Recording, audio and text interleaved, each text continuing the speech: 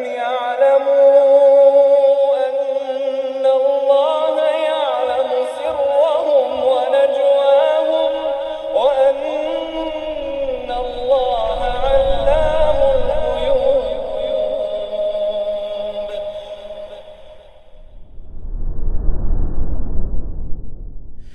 Assalamualaikum warahmatullahi wabarakatuh. Innal hamdalillah nahmaduhu wa nasta'inuhu wa nastaghfiruh wa na'udzu billahi min shururi anfusina wa sayyiati a'malina. May yahdihillahu fala mudilla lahu wa may yudlil fala hadiya lahu. Asyhadu an la ilaha illallah wahdahu la syarika lahu wa asyhadu anna Muhammadan 'abduhu wa rasuluhu la nabiyya ba'dahu. فإن أصدق الحديث كتاب الله وخير الهدي هدي محمد صلى الله عليه وسلم وشر الأمور محدثاتها وكل محدثة بدعة وكل بدعة ضلالة وكل ضلالة في النار. أما بعد. Tadi salah satu ikhwan di sini, para bapak tadi bertanya tentang salah satu temannya ya di kampung yang biasa menjadi panitia penyelenggara pemilu di kampung itu ya Pak ya. Kemudian alhamdulillah sudah mengenal manhaj salaf selama 2 tahun, udah ngaji gitu. Kemudian beliau bertanya, gimana untuk kedepannya ketika nanti ada pemilu misalnya, penyelenggaraannya ya, apakah berpartisipasi di penyelenggaraan atau enggak? Maka jawaban kita ya haram ya, untuk menjadi panitia atau penyelenggaranya bagi yang sudah paham tentu enggak boleh gitu loh.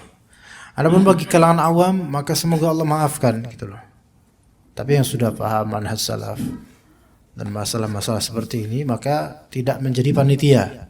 Adapun masalah khilaf di antara ulama atau asatidzah, Assalamualaikum, dalam masalah boleh enggak voting atau coblos, itu sebagian mengatakan boleh, sebagian boleh dengan kadarnya karena darurat, dan sebagian mengatakan haram secara mutlak.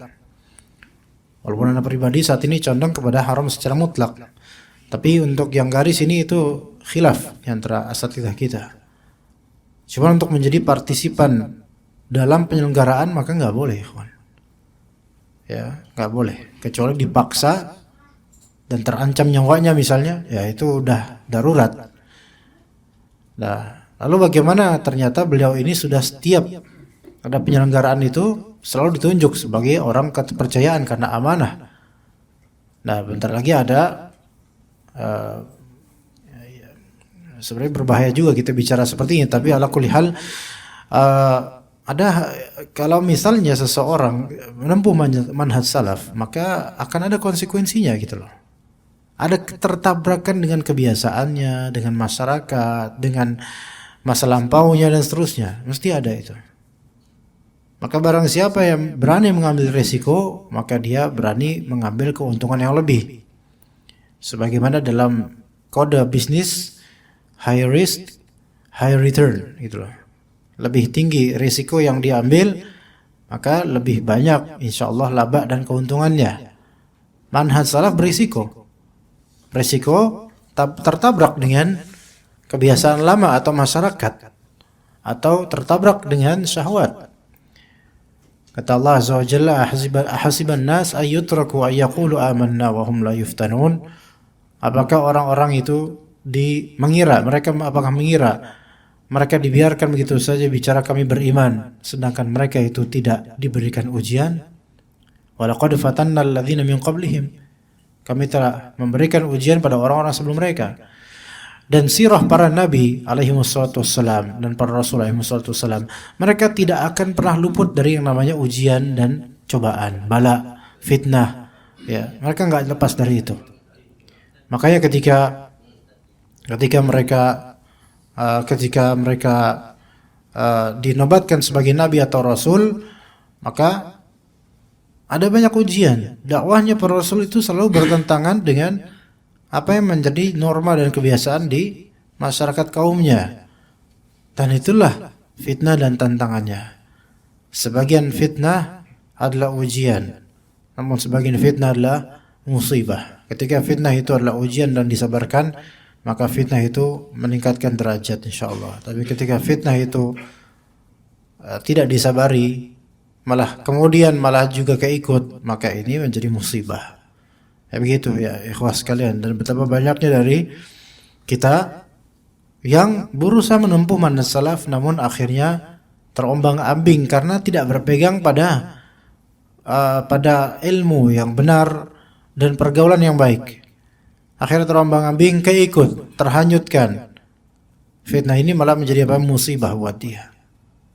Ya. Dan adanya fitnah itu untuk menguji apakah dia tahan atau tidak. Wala ya'lamannallahu alladhina shadaqu wa la ya'lamannal kadhibin. Agar Allah Ta'ala mengetahui siapa yang jujur dalam mengklaim dan siapa yang berdusta atau omong doang. Ya. Semua dari kita ada fitnahnya, ikhwah sekalian. Termasuk Anda terutama. Karena setiap dari dai akan Allah uji dengan ucapan dirinya sendiri. Semakin kita mengucapkan suatu kalimat hak, maka semakin ada pula ujiannya buat diri kita. Jadi begitu, nggak Allah biarkan begitu saja melenggang para dai itu ngajar ngomong dengan kalimat-kalimat manis di hadapan kaum muslimin. Melainkan ada setelah itu ujian-ujian dari Allah Azza wa Jalla. Begitu ya ikhwah sekalian. Baik, kita menuju ke penuntut ilmu di tengah masyarakatnya. Ya. Di halaman 147 dari kitab terjemahan versi pinjaman. Ya, karena kitab ini anak minjem dari Bang Win, ya. Ya. Boleh dipinjam, Bang Win? Oke, taib. Kalau nggak boleh pinjam, antum ke sini aja, ya, baca di sini, ya. Taib. Telah berlalu pembahasan bahwa seorang penuntut ilmu menjadi teladan dalam segala perbuatannya.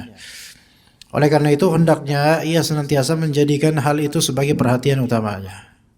Di antara perhatian utama kita itu adalah dinobatkan secara lisan maupun secara anggapan sebagai apa? Qudwah, teladan. Uswah atau iswah. Itu. Ketika seseorang menampilkan diri sebagai penuntut ilmu, suka ngaji, rajin sholat, bahkan rajin sholat ke masjid aja, itu orang sudah menjadikan kita qudwah. Beneran loh. Ketika kita di perumahan atau di kampung-kampung, di jalan di mana di Indonesia ini, terutama di perkotaan ini, kita pakai baju koko dan semisalnya untuk ke masjid, sebenarnya itu sebagai qudwah. Orang berarti akan menimbang dan melihat, mempertimbangkan kita orang baik. Dan ekspektasi mereka, kita adalah orang baik. Dengan pakaian yang zahirnya baik dan dengan amalan yang zahir baik, yaitu ke masjid. Iya. Maka ini menjadi apa? Tanpa disadari sebenarnya kita sudah disorot. Kita di sini siapapun yang ke masjid dengan pakaian ketakwaan atau disebut baju takwa. Ya. Maka hendaknya ia senantiasa nyadar bahwasanya dia itu menjadi teladan bagi sebagian orang jahil atau awam. Dan dia senantiasa menjadikan hal itu sebagai perhatian utamanya. Perhatian utamanya dia ini adalah kesadaran dia bahwasanya dirinya ini diikuti oleh orang dan menjadi contoh serta diekspektasikan atau diharapkan oleh banyak orang untuk sesuatu yang baik. Maka ketika ekspektasi manusia kepada kita itu semakin baik, sebenarnya beban itu semakin besar. Kalau kita salah sedikit, tidak sesuai ekspektasi mereka, maka kita akan diakseptasi, yaitu dikecualikan oleh mereka. Akan dianggap jelek dan seterusnya, lebih dari orang-orang biasa, dijelekkan. Hanya karena beberapa kesalahan. Karena semakin kita berharap pada manusia, maka semakin mudah atau dalam kecewa kita terhadapnya ketika tidak sesuai harapan. Begitu juga orang-orang ketika berharap kebaikan kita dengan zahirnya kita ini, atau ilmu dan amal kita, harapan mereka semakin besar, maka salah sedikit semakin dalam kekecewaan mereka. Begitu ya ikhwah sekalian. Ya. Maka sebenarnya kita ini menempuh manhaj salaf bukan hanya ilmu dan amal saja beban kita. Tapi apa? Muasyarah dan muamalah itu juga beban kita sebenarnya. Beban kita. Iya. Dan Anda masih ingat ya ikhwan, dan ini Anda nggak tahu ini kesalahan atau enggak. Dekat kuburan Baqi' di Madinah, di Masjid Nabawi, dekat Masjid Nabawi sampingnya. Dekat kuburan Baqi', kita Anda dengan jemaah umrah. Ini tahun kalau nggak salah 2019 Desember sebelum pandemi. Anda bawa jemaah umrah, kita mau ke Baqi' jalan, dan Anda sedang ngobrol dan menjelaskan dengan serius Tapi samar-samar ada seorang tua yang sebenarnya biasa, kadang-kadang kita tahu kalau di sana itu salam ada maunya. Paham nggak maksudnya? Mungkin yang pernah ke sana. Assalamualaikum. Tapi salamnya itu ada maunya gitu loh. Artinya orang IPB biasanya yang nyari apa? Sedekah.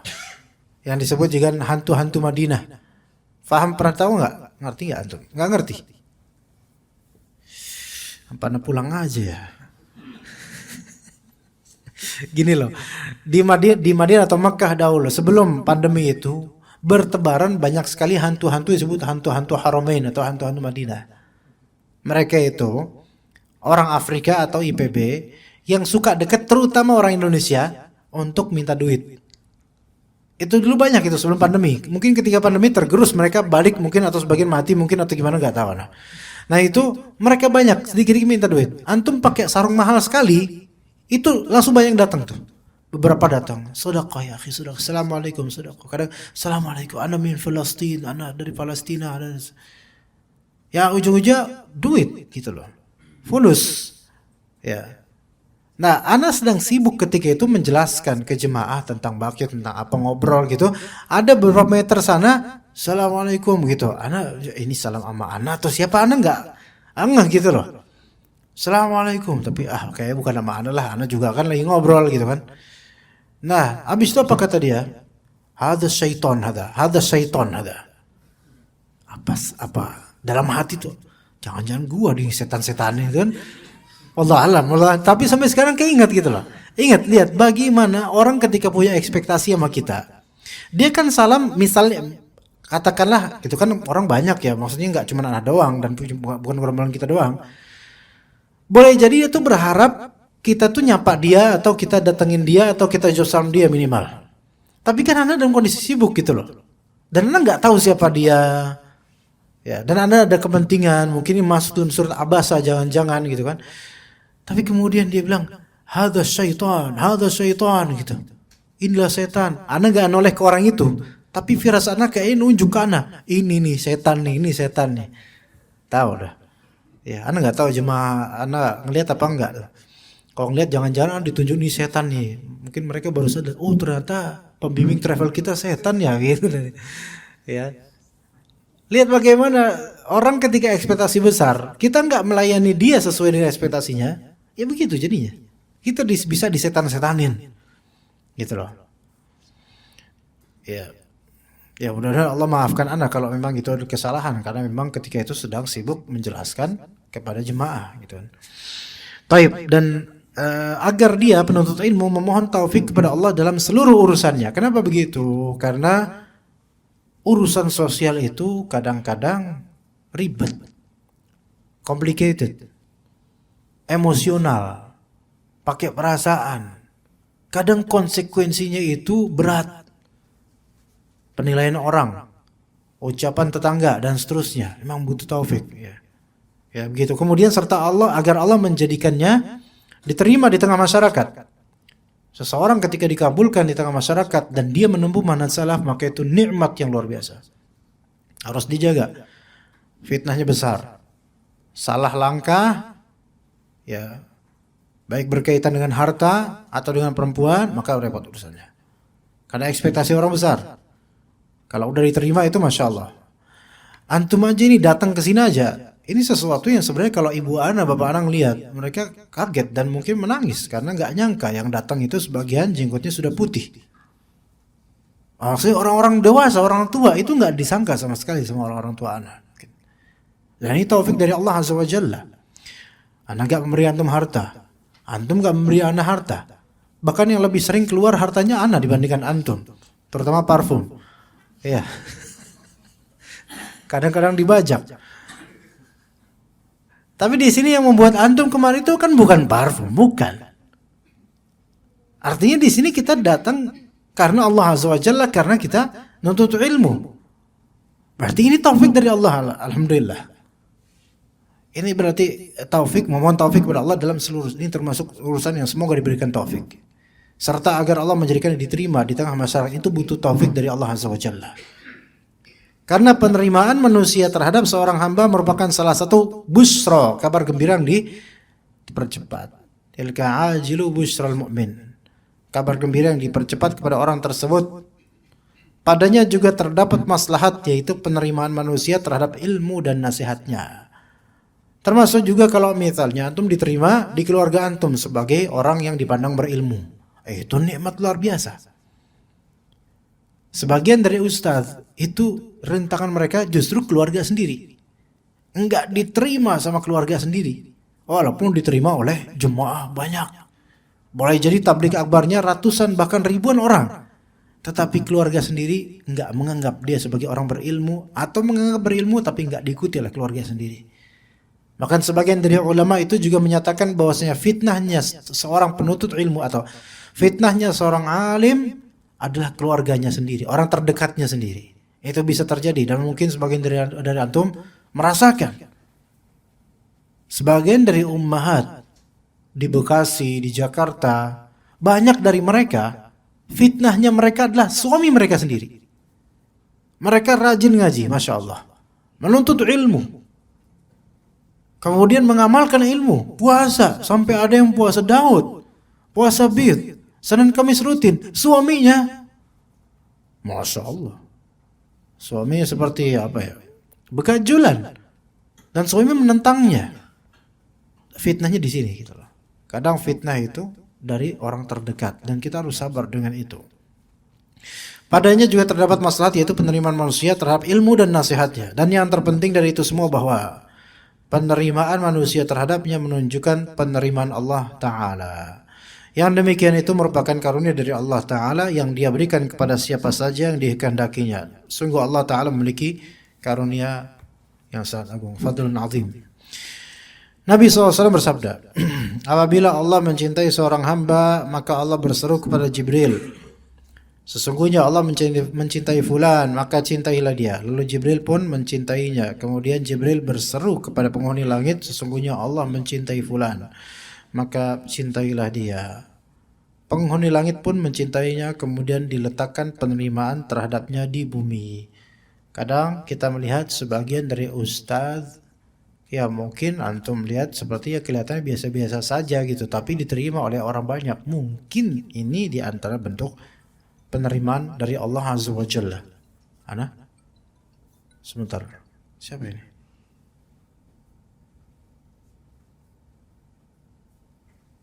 Entah ini siapa. Mungkin diterima. Jadi ketika dia diterima oleh masyarakat karena ilmunya, karena santunnya, karena akhlaknya dan seterusnya, maka itu menunjukkan bahwasanya dirinya diterima oleh Allah Azza wa Jalla. Taib. Tadi ada bicara apa, ikhwan? Sebelumnya kita sampai mana tadi? Dicintai ya. Taib. Kita lanjutkan di sini, dikatakan oleh penulis hafizahullah, adapun syahid dari hadis ini adalah bahwa keteladanan terkadang berdampak terhadap perbuatannya sebelum perkataannya. Jadi keteladanan itu biasanya lebih unggul. Ada qudwah, ada fi'il dan ada qaul, ya. Biasanya qudwah itu yang lebih dilihat oleh orang, ya keteladanan dia. Ya. Perbuatan yaitu salat dan misalnya, kemudian perkataan, ucapan. Terdapat riwayat dalam biografi Abdurrahman bin Aban bin Uthman bin Affan Al-Qurashi bahwa ia seorang yang banyak beribadah dan tekun. Ali bin Abdullah bin Abbas melihatnya, maka ia dibuat kagum oleh kurban dan hadinya. Hadi itu adalah suatu bayaran ketika lagi haji, ya. Ia pun lantas mengikutinya dalam kebaikan.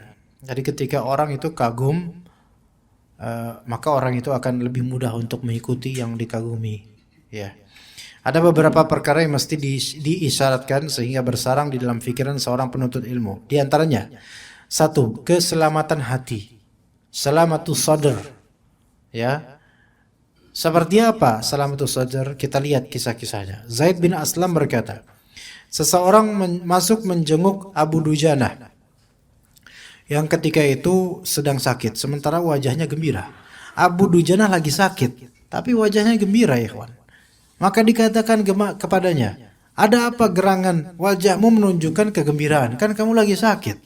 Ia lantas berkata, tidaklah ada dari amalan sesuatu yang paling kuat di sisiku dari dua hal. Aku tidak berbicara tentang sesuatu yang tidak bermanfaat bagiku dan hatiku selamat terhadap orang muslim. Itu yang membuat beliau itu gembira walaupun sakit. Ternyata dua hal ini kalau kita hindari, ya, kita bakal enak hidupnya walaupun lagi sakit. Pertama apa? Menghindari apa? Bicara sesuatu yang tidak bermanfaat. Ini susah banget, apalagi zaman sekarang. Kalau ngobrol-ngobrol susah. Ngobrol-ngobrol majelis ngumpul itu kadang-kadang kita keluar kalimat-kalimat yang gak manfaat.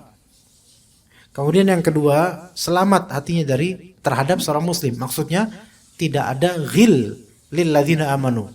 Tidak ada kebencian, kedengkian, kekeruhan hati terhadap seorang muslim. Iri, enggak. Kalaupun iri adanya ghibthah, itu pun dengan kadarnya, bukan karena pengen menghilangkan nikmat orang itu. Ya. Ya Masya Allah, itu suara itu misterius sekali itu, Masya Allah. Nah, kadang-kadang dengar di sini suara yang ajaib itu. Ada seorang ustadz, beliau punya 4 wives. Apa 4 wives? Pas gini kalau bahasa Inggris baru paham loh, ya. Then I said to him by phone, I told my story, blah blah blah blah blah. Then I said to him, mine are pregnant, both of them. Ngerti gak? Pas gini udah mulai gak ngerti antum. Misalnya ada seorang ustadz cerita sama ustadz lainnya yang punya istri 4. Ustadz yang punya istri 2 ini, ada ustadz ini cerita sama ustadz punya istri 4. Ustadz, jangan tidur, ini seru banget ini. Istri 2, Ustadz afwan Ustadz, ana cerita aja gitu. Alhamdulillah, kedua istri ana sedang hamil barengan. Kaget istri Ustadz ini. Masya Allah, tabarakallah, ana jadi sedih banget, kata Ustadz ini. Kenapa sedih Ustadz? Ana sedih karena ana cemburu sama antum. Kenapa?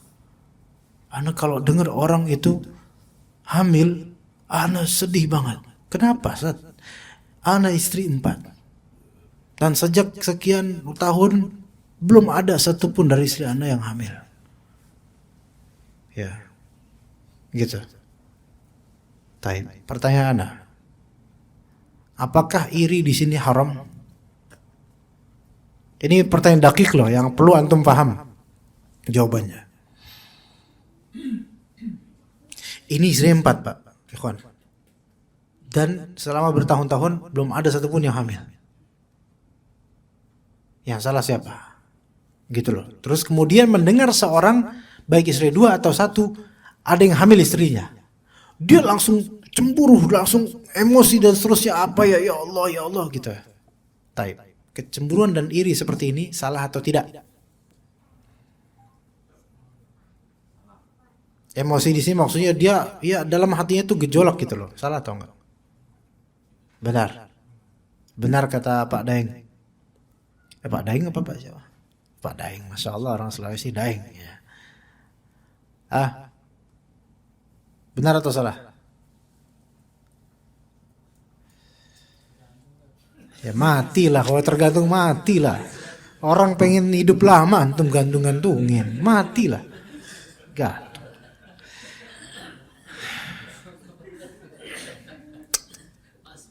Ya, pas oke lah. Pas itu pun artinya pas, artinya mati itu. Nah, besok-besok Anda nggak mau nanya ke antum lagi lah ya. Yang sahih itu nggak masalah. Ini masuk dalam ghibthah. Karena memiliki anak, kita tahu itu ibadah yang besar, itu karunia yang besar, insya Allah. Ketika kita itu misal udah kering, nggak punya anak, lama atau nggak melahirkan istri kita atau istri-istri kita, kemudian mendengar kabar orang lain punya anak, ada rasa di hati itu cemburu, itu wajar ya kawan. nggak masalah. Asal tidak ada keinginan orang itu hilang nikmat anaknya gitu loh, apa? Paham nggak? Dan ini bisa masuk dalam ghibthah, yaitu iri yang berpahala. Karena dia merasa, waduh astagfirullah, ya bukan astagfirullah, la haula wala quwwata illa billah. Ini tahu saudara saya, dia punya karunia dari Allah untuk beribadah lebih banyak, yaitu punya anak. Saya belum punya anak sehingga ibadah saya masih sedikit untuk nafkah. Paham di sini ya? Malah bisa masuk dalam ghibthah yang berpahala orang seperti ini, ikhwan. Ya. Begitu. Ya, semoga rekan-rekan atau siapapun dari saudara kita yang belum Allah rezekikan anak, Allah Ta'ala rezekikan anak. Ya, yang soleh-soleha. Tapi juga hatinya harus selamat terhadap orang muslim supaya dia bahagia. Orang paling bahagia itu yang kemana-mana dia itu nggak mikirin fulan punya ini, fulan salah ini sama saya, fulan ini nggak, lewat aja gitu loh. Enak kan? Enak. Karena nggak ada rasa-rasa khusus tertentu dari ketajaman hati terhadap siapapun. Begitu. Al-Hasan bin Ulail berkata, Yahya bin Ma'in telah memberitahukan kepada kami, beliau berkata, Affan telah berbuat kesalahan dalam 20 sekian hadis. Aku tidak memberitahukan seorang pun tentangnya, tidak juga dengan sembunyi-sembunyi.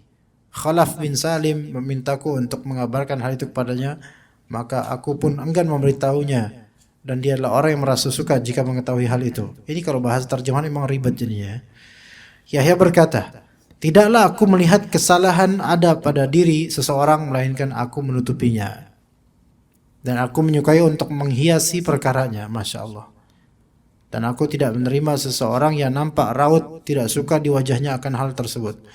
Namun aku menjelaskan kepadanya kesalahannya antara aku dan dia. Jika itu diterima maka itu baik, jika tidak diterima maka aku pun meninggalkannya. Kesalahan pada diri seseorang hendaknya ditutupi, kecuali jika itu berkaitan dengan muamalah yang merugikan orang lain, atau dua, berkaitan dengan calon menikah. Maka kesalahan-kesalahan yang sifatnya berkaitan dengan itu diberitahukan kepada calonnya. Muamalah terutama dalam masalah uang atau sikap yang membuat orang merasa dirugikan. Misal fulan punya hutang nggak bayar, atau fulan koruptor, itu boleh kita sebarkan pada orang yang dikhawatirkan terkena imbasnya. Gitu loh. Antum kalau misalnya fulan datang, kemudian fulan datang ke rumah antum, terus mukanya udah manis padahal biasanya enggak. Kemudian beliau duduk habis minum terus megang-megang pahanya dan dia elus-elus pahanya sendiri, itu berarti mau ngutang, hati-hati. Dan dia nggak pernah bayar hutang. Itu boleh. Iya boleh. Seperti itu boleh. Apakah itu riba? Termasuk riba, tapi itu riba untuk apa? Maslahat yang rajihah. Demi menghindari mudarat yang lebih besar. Ya, begitu. Atau kerugian lainnya. Antum kalau misalnya lagi makan, datang fulan, kalau bisa tutup makanannya. Kenapa? Pasti fulan minta. Itu kebiasaannya memang, maka jangan. Nah, itu juga boleh, karena orang dirugikan dengan itu. Atau berkaitan dengan jodoh. Ya, misal fulanah tanya ke antum, "Akhi, antum kenal fulan enggak?" "Oh ya, kenal, dia teman majlis ana." "Gimana menurut antum tentang dia?" Kata fulanah tersebut. Antum tahu baik dan tahu buruknya misalnya. Baiknya antum sebutkan, baiknya begini. Buruknya sebentar. Kalau buruknya ada kaitannya dengan hubungan rumah tangga kelak, kasih tahu. Tapi kalau buruknya nggak ada kaitan sama rumah tangga kelak, nggak boleh kasih tahu. Apa? Kaitan dengan rumah tangga apa? Buruknya apa? Misalnya gampang marah. Oh iya. Tapi dia temperamental, ukhti, gitu. Dia itu nggak kayak saya, dia tuh temperamental. Iya, nggak kayak saya. Saya aja kadang heran sama dia, gitu. Ya, mulai kan? Ya, pansos, ya. Mulai, ya, menginjak kepalanya demi naik ke atas. Nggak perlu kita show off di situ. Dia pemarah, ukhti. Kalau dia nggak puas akan sesuatu, dia bakal banting sesuatu. gitu loh. Itu kekurangannya. Kayaknya sih dia punya track record KDRT. Ya. Nah, itu boleh. Atau misalnya antum menangkap kecurigaan atau sejarah ikhwan ini dia hombreng misalnya. Kasih tahu ke istri itu. Anti mau sama dia beneran? Iya, dia melamar saya gitu. Jangan. Ya. Karena dia hombreng. Ya, singkatan dari Hom Pimpa Hom Gambreng. Ya. Harus dikasih tahu itu. Ya. Dan juga sebaliknya. Nanya ke jodoh tentang ukhti fulan, ya harus dikasih tahu kalau emang itu ada kaitannya. Tapi untuk yang gak ada kaitannya nggak boleh. Taib. Yahya berkata, ya tadi udah Yahya bin Ma'in. Tapi antum lihat Yahya bin Ma'in adalah di antara perawi hadis yang mutasyaddid dalam menjarah, yaitu menstatementkan negatif tentang sebagian perawi. Ini Yahya bin Ma'in ngomong kayak gini, tidaklah aku melihat kesalahan pada diri seseorang melainkan aku menutupinya. Tapi urusan ilmu periwayatan ini lebih ketat daripada Imam Ahmad.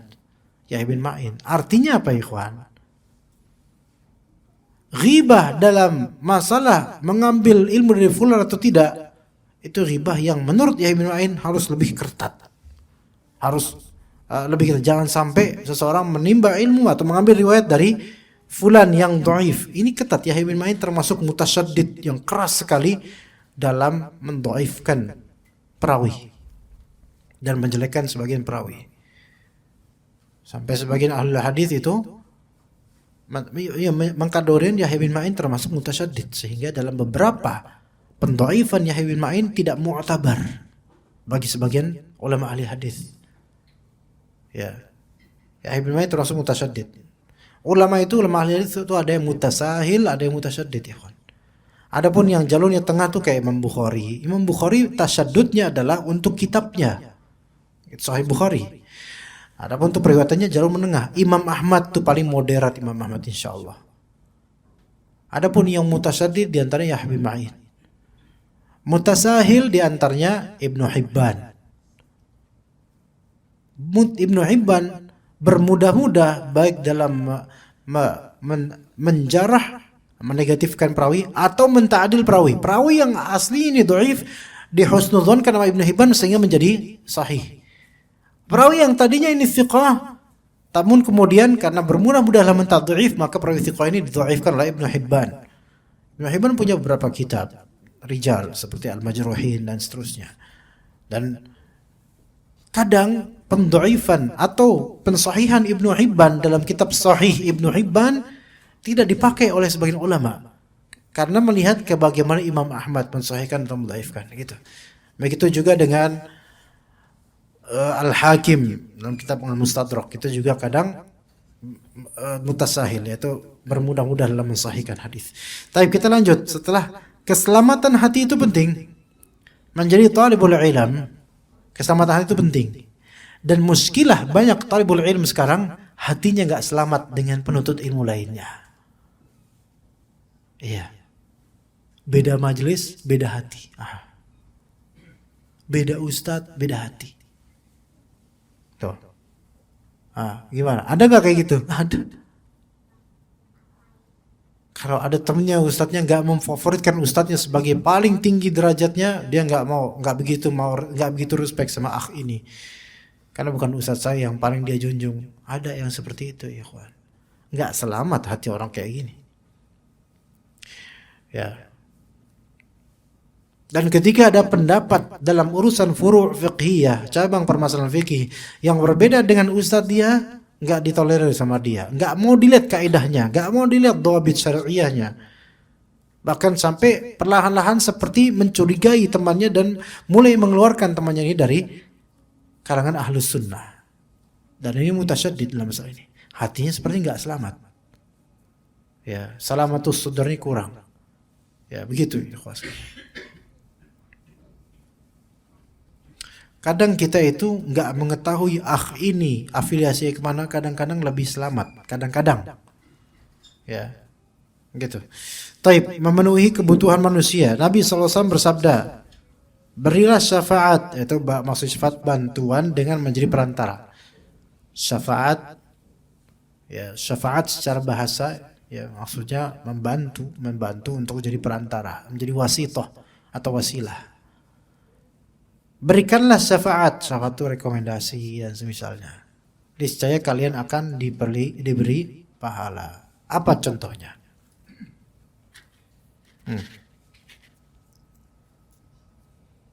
Enggak nanya antum lagi, nanti takutnya salah.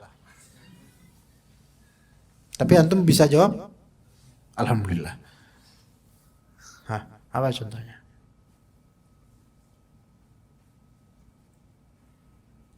Tahu nggak contohnya apa? Antum baru cukur atau baru umroh ya sih?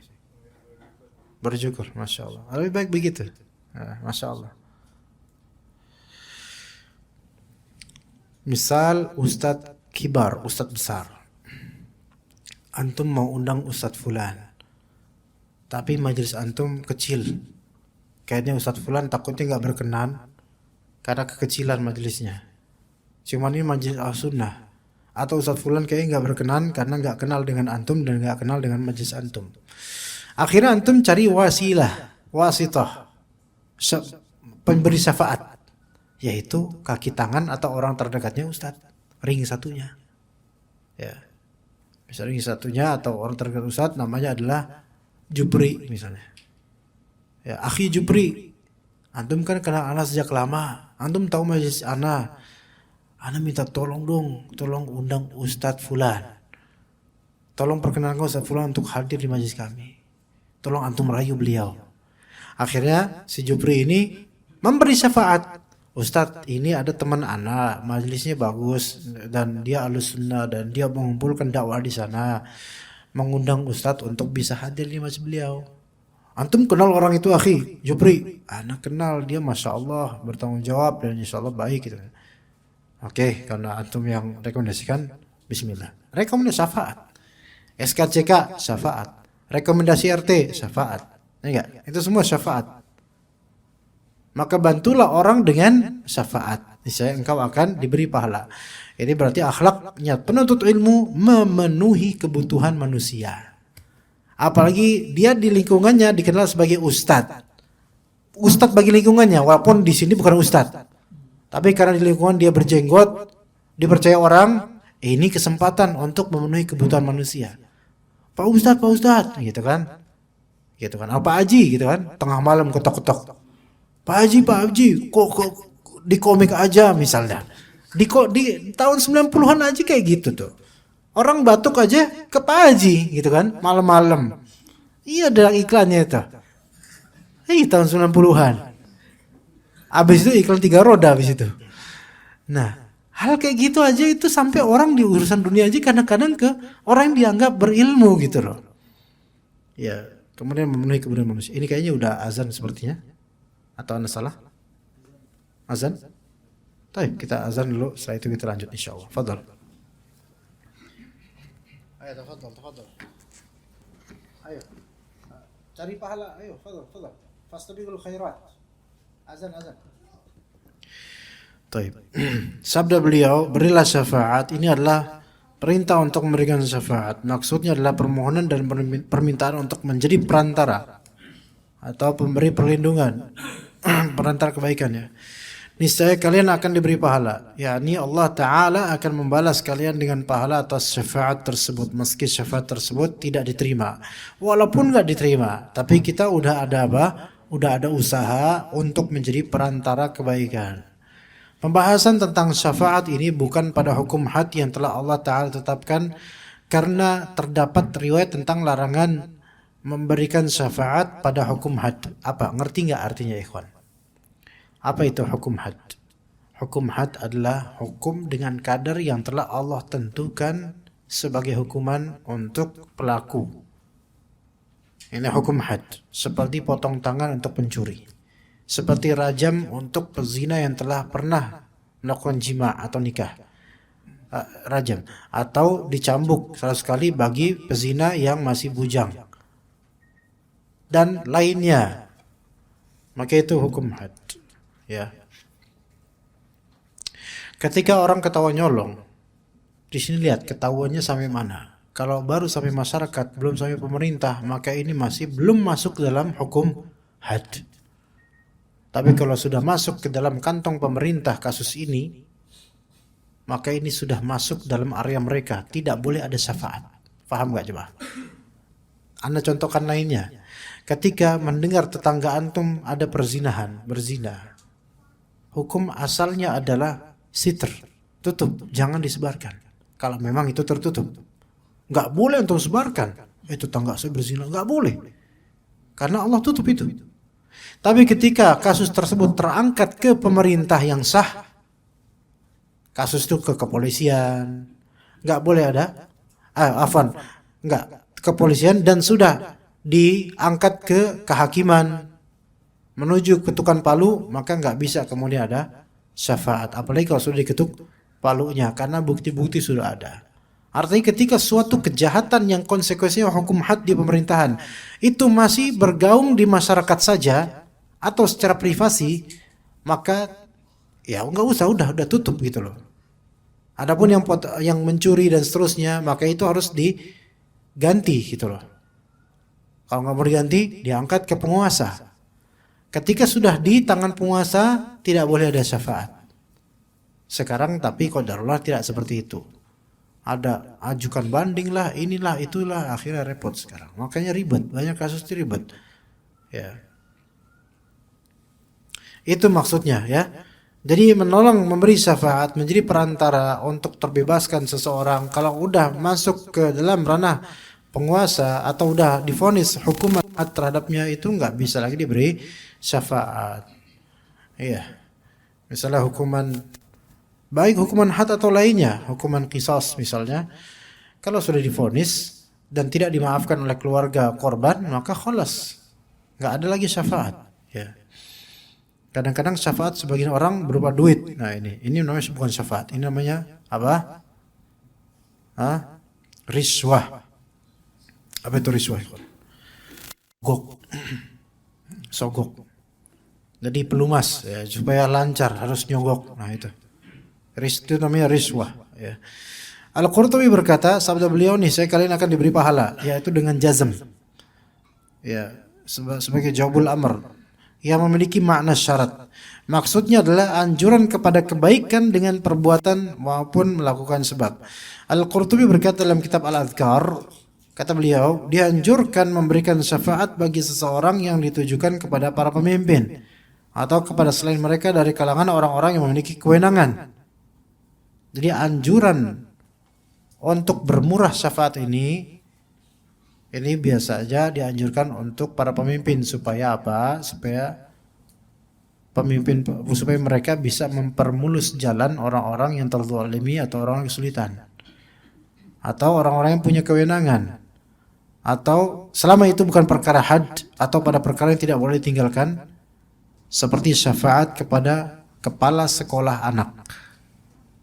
Gimana syafaat kepada kepala sekolah anak tuh kayak gimana ya kawan?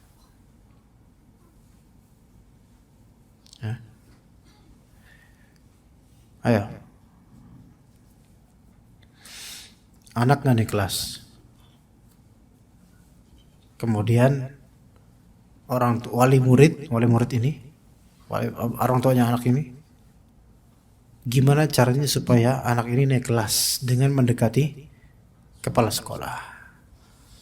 Bapak, masya Allah, saya ini, nah, disebutin jabatannya dan seterusnya, sehingga kepala sekolah itu mau nggak mau harus naikin. Kepala sekolah itu ngomong ke wali kelasnya, ini anak fulan ini naik kelas, jangan ya naikin. Wah, tapi nilai kurang. Sudah ikutin, saya nggak mau ribut. Nah, itu banyak kayak gitu, Pak. Nauzubillah min dzalik. Padahal nggak dikasih apa-apa, cuman karena orang ini punya jabatan. Dilemanya sebagian pesantren dan sebagian sekolah tuh kayak gitu ya, kawan. Ya. Fitnah zaman sekarang ya, masya Allah. Syafaat kepada kepala sekolah anak, atau kepada orang gila, atau berhenti dalam hal meninggalkan sebagian hak orang yang berada dalam wilayahnya, maka ini semua merupakan syafaat yang haram. Misalnya mau merampas tanah orang lain. Ada kasus di dekat rumahnya Pak Idrus, hafizahullah. Ada tanah itu milik perusahaan besar. Sekarang tanahnya rawa ya. Tapi ada yang merasa menguasai dari keluarga orang-orang Betawi situ. Padahal itu bukan milik mereka. Ya mereka merasa itu milik mereka gitu loh. Akhirnya sampai di pengadilan itu saling mengadu gitu loh. Alhamdulillah pihak yang memiliki sebenarnya yaitu perusahaan itu menang. Menang secara peresmian jelas menang, secara kehakiman menang. Birokrasi menang. Tapi kemudian apa yang dilakukan oleh orang-orang penghuni perbumi ini langsung gercep bikin masjid di lahan itu. Di lahan yang dimiliki oleh perusahaan itu, bikin masjid besar, plek gitu. Bikin masjid kira-kira harus ada syafaat nggak, jemaah? Apa bikin masjid? Udah bikin aja, cor-corin aja, langsung gitu. Ada proses nggak sebelumnya? Harus ada proses kan? Gimana cara IMB-nya coba? Ayo, kan harus ada IMB kan ya, bikin gitu, izin mendirikan bangunan. Gimana cara mempermulusnya? Pasti ada surat rekomendasi. Terus bikin surat tempat ibadah di sini itu gimana caranya gitu loh. Dan bagaimana statusnya di wakaf atau pinjam tanah atau hibah tanah. Itu semua tuh butuh apa? Syafaat dari banyak pihak. Pak RT harus ikutan pastinya. Dan seterusnya tanda tangan itu semua syafaat. Lihat. Ada syafaat untuk mencomot hak orang lain. Nauzubillah min dzalik. Itu dosa semua itu sama itu. Tapi itu udah jadi masjid. Makanya mereka bikin masjid kenapa? Supaya enggak terusir, karena kalau udah jadi masjid berani ngusir masyarakat pasti akan naik pitamnya enggak. Ini strategi kayak gitu. Nauzubillah min dzalik. Ini yang disebut oleh para fuqaha di kitab-kitab mereka al-salat, hukmus salat atau hukmul musalla atau masjid fil ardil makhsubah. Apa hukumnya salat di masjid atau hukum masjid di tanah yang dighosab. Ghosab itu dirampas secara paksa. Ini ard makhsubah dalam fikih disebutnya. Fuqaha Syafi'iyah dalam mazhab Syafi'i mengatakan salat mereka tidak sah. Aduh segitu. Hati-hati makanya bikin masjid atau mushola itu. Kalau di tanah yang dighosab, itu sebagian fuqaha mengatakan semua yang sholat situ enggak sah sholatnya. Kecuali yang enggak tahu. Pendatang kan enggak ngertinya ini masjid dah. Tapi yang tahu bahwa saya itu adalah tanah milik pemerintah atau milik fasum yang dighosab dan dijajah oleh mereka, maka ini tidak sah sholatnya, kata sebagian fuqaha Syafi'iyah. Dan mereka ketika mendirikan hal-hal itu pasti butuh apa? Rekomendasi dan syafaat dari RT, RW, kelurahan, ya, dan seterusnya. Lihat, ya. Penuntut ilmu sebaliknya. Ketika punya fikih seperti ini, penuntut ilmu jangan ikutan dengan yang seperti ini. Spirit untuk ibadah ada, tetapi kalau dengan cara yang fatal salahnya seperti ini mengerikan. Dan orang-orang seperti ini biasanya mereka nggak pakai ilmu, ya kan.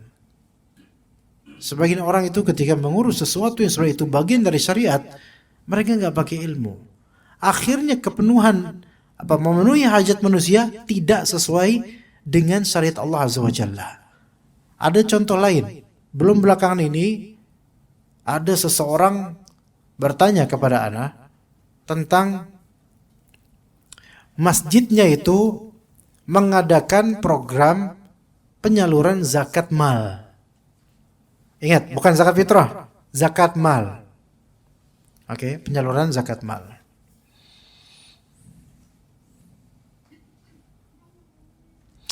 Dan zakat mal ini disalurkan bukan kepada mustahik yang sebenarnya. Tapi kepada siapa? Kepada pertama orang-orang yang bekerja di masjid itu. mau kaya atau enggak. Ini kan salah. Mereka mengira mereka adalah amil zakat. Amil zakat bukan kayak gitu. Amil zakat itu yang resmi dari pemerintah. Nggak ngerti mereka fikihnya. Itu satu. Ya. Kemudian mereka juga memberikan zakat dialokasikan kepada keluarga pewakaf masjid. Kan lucu jadinya. Kok bisa gitu loh. Asnaf mustahiqin itu kan ada di surat At-Taubah 9 asnaf. Ya. Disebutkan di situ. Dan kemudian mereka nggak mengalokasikannya tanpa ilmu kemudian. Nih, ada orang-orang semangat untuk memenuhi kebutuhan manusia, tapi karena nggak pakai ilmu, salah alokasi. Salah alokasi. Kemudian kemarin juga ada yang bilang zakat mal untuk dipakai dijadikan sebagai pembangunan fasilitas masjid dari zakat mal. Salah nggak kira-kira? Salah. Fasilitas masjid, tempat wudhu itu bukan mustahik, itu benda mati. Salah. Zakat itu zakat mal itu kan ada mustahiknya, fuqara, masakin, amilnya, gharimin, orang yang punya hutang dan seterusnya. Makanya ikhwah, fikih sekarang itu kadang-kadang hanya berputar di itu saja yang populer, sementara yang fikih yang penting seperti ini kadang enggak dipahami. Tentang zakat dan ini dipahami. Ya. Talibul ilm itu menuntut ilmu yang putus. Fikih memenuhi kebutuhan manusia itu banyak babnya jemaah. Banyak. Di bab taharah bisa ada. Di bab sholat bisa ada. Bab zakat apa lagi? Bab puasa juga ada. Bab haji juga ada dan umrah. Dan juga i'tikaf di Ramadan. Itu semua majal dan konteks memenuhi kebutuhan manusia di semua bab ini ada. Bab jual beli dan muamalah itu lebih banyak lagi. Ya, kemudian nikah lebih banyak lagi. Coba sekarang memenuhi kebutuhan manusia. Banyak dari ikhwan kita atau bukan ikhwan kita saja. Pria muslim Indonesia terutama. Ketika mereka bilang kita wajar dong kita bantuin janda. Janda yang dibantu oleh dia siapa? Janda yang cantik dan kaya. Ya, karena terjemahan hadis di kita itu payah kadang-kadang. Kata Nabi SAW, man sa'a al-armalata wal masakin. Ya, kal mujahid fi sabilillah wa kas sa'imil ladzi la yuftir wa kal musalli ladzi la yaftur. Siapa yang sa'a, yaitu continue untuk menafkahi, memberikan santunan kepada armalah. Di terjemahan kita apa armalah itu? Janda, selesai. Akhirnya dipahami orang-orang semua janda. Salah. Salah, diperhatikan baik-baik. Salah. Armalah itu adalah siapapun janda yang fakir, membutuhkan apa? Kebutuhan, pemenuhan kebutuhan, kifayah. Dan dia nggak punya, apalagi dia punya tanggungan anak-anak. Itu nggak kenal cantiknya, nggak kenal apanya, pokoknya yang penting dia membutuh. Itu yang dimaksud. Bukan janda stabil. Kalau ini emang ada maunya, antum fadl kalau mau nikahin sekalian, nggak usah cuman gitu doang. Itu armalah. Makna armalah yang benar itu. Makanya diterjemahkan kalau bisa armalah aja, terus dikasih note. Armalah adalah janda miskin. Terserah dia mau jelek, mau muda, mau apa, pokoknya janda miskin, fakir. Yang dia nggak punya penghasilan atau sulit untuk bekerja. Itu yang bantu itu seperti itu. Terutama yang udah tua, terutama karena nggak bisa bekerja. Itu yang dimaksud. Bukan semua janda. Maksudnya nggak, saya pilih-pilih yang cakep aja lah. Nggak ada di sini kriteria harus cakep dulu. Butuh apa enggak dia dengan kebutuhannya nafkah itu. Terutama punya anak beberapa, ditinggal sama suaminya. Gitu. Dan rata-rata armalah yang dimaksud rata-rata adalah al-mutawaffa anha, yang wafat suaminya karena nggak ada lagi yang nafkahin anaknya. Itu yang dimaksud rata-rata kayak gitu. Walaupun nggak semua seperti itu. Yang penting armalah itu kriteria adalah miskin karena raml itu kerikil. Ada isyarat di sini yaitu mereka itu lebih dekat kepada kerikil saking miskinnya gitu loh. Itu maksudnya. Begitu. Kalau janda stabil di tengah keluarga kaya, antum nafkahi, itu bukan nafkahi namanya. Apa namanya? Gak tahu, anak juga gak tahu. Ya, begitu ikhwan. Ini pun ada fikihnya loh. Yang banyak disalahpahami oleh sebagian dari kita. Ya, jadi anda berharap semoga Allah Subhanahu Wa Taala bukakan pintu fikih untuk kita supaya talibul ilm itu sikapnya benar gitu loh. Ketika dia memenuhi kebutuhan seseorang, dia tahu alokasi yang benar, nggak salah, nggak berlebihan dalam menafkahi, nggak pelit juga, nggak sembarangan dalam mengeluarkan dana dan tidak juga pelit, gitu loh. Dan tidak mempertimbangkan bahwasanya ini potensi untung buat saya duniawi saja, enggak. Siapapun yang kita bantu sebenarnya kalau misalnya kita ikhlas, mungkin gak kelihatan di dunia potensi dia. Tapi di akhirat Allah itu yang akan mengembangkan gunung-gunung pahalanya. Ketika kita sedekah, dalam hadis Nabi SAW, kita sedekah. Allah menerima sedekah kita dengan tangan kanan Allah Ta'ala sebelum orang yang kita sedekahi menerimanya. Berarti keikhlasan kita yang harus lebih utamakan. Jadi membantu siapapun, memang kita kadang melihat, oh kalau kita bantu fulan, ini potensi lebih besar. Tapi kalau bantu fulanah, menurut saya potensi kurang besar. Sebentar, sebelum membantu lebih ahsan istikharah. Karena apa? Kadang kita menilai ini lebih besar, tapi ternyata enggak. Karena Allah yang akan menentukan mana yang pahalanya lebih besar, bukan kita. Begitu ikhwas sekalian ya. Insya Allah kita lanjutkan dalam pemenuhan kebutuhan manusia ini di pekan depan insyaallah taala. Sallallahu ala nabiyina Muhammad wa ala alihi wa sahbihi ajma'in. Subhanakallahumma bihamdika asyhadu an la ilaha illa anta astaghfiruka wa atubu ilaik. Assalamualaikum warahmatullahi wabarakatuh.